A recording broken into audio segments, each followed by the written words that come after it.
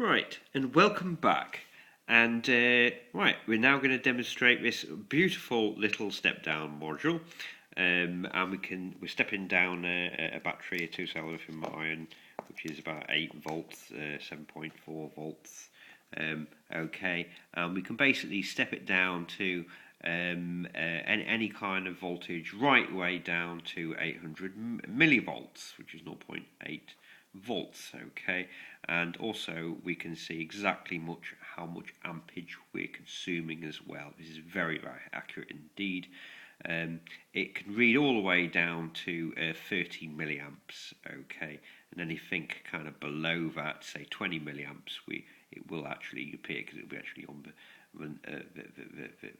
it's just a few milliamps. Okay, so if we want to kind of check that out, very small, if it's just a few milliamps, but virtually nothing, we have to kind of use things like this and things like the oscilloscope, which we can do kind of tomorrow. Well, we're kind of just running through lots of things very quickly, and this is an amazing little thing to meter stuff and do all these kinds of experiments without frying anything as well, and testing stuff. So what we've done is we've set this to 5 volts. You can see the little pots, adjustment pots there. So we've got it exactly 5 volts. Okay, and we're going to basically see how much this consumes. So we're going to basically get the battery in to power the module up. Okay, this module uses a very small amount of power, although the LEDs use a bit. And basically it's 5 volts input. So we're going to actually let that power in, and we're into here to charge up the capacitor. And we're just going to, can you see there'll be a little pulse charging up that capacitor.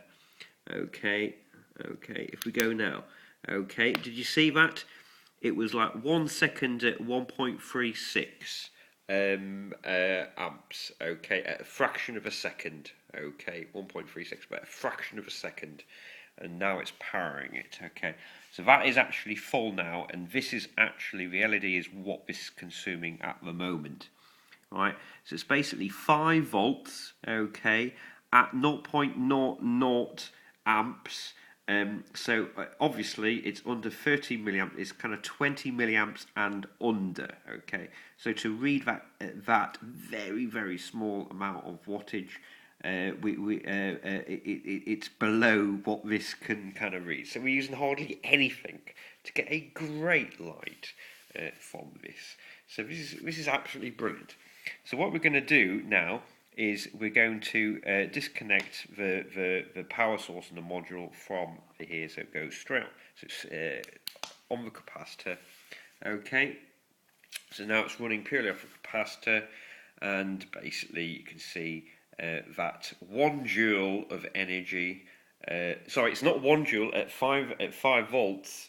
It's basically 700 milliwatts. 700 milliwatts. Okay, 0.7 milliamps in total can actually do, and that's absolutely kind of brilliant.